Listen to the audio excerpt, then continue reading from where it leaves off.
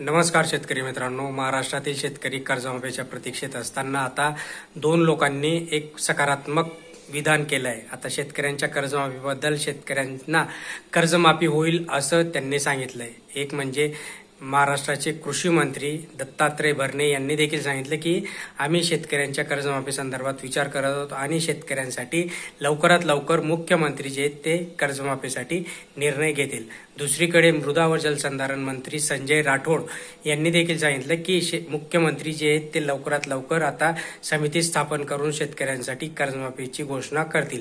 पण आता या दोन गोष्टी तर झाल्या, पण दुसरीकडे अजून त्या समितीचा कुठेही थांगपत्ता नाहीये आणि शेतकऱ्यांना कर्जमाफी कधी मिळेल या संदर्भात ज्यांनी बोलायला पाहिजे ते बोलत नाहीये। याच्या आधी असणारे कृषी मंत्री माणिकराव कोकाटे यांनी सांगितलं होतं की कर्जमाफीचा जो काही मुद्दा आहे तो सर्वस्वी मुख्यमंत्र्यांचा निर्णय असणार आहे, त्याच्यामध्ये कृषी मंत्री काही करू शकत नाही।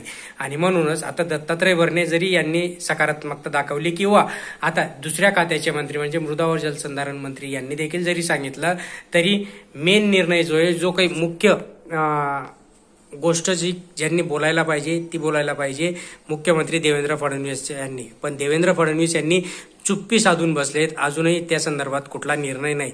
पण तुर्तास तरी या दोन लोकांनी सांगितलं की मुख्यमंत्री काहीतरी लवकरात लवकर निर्णय घेतील।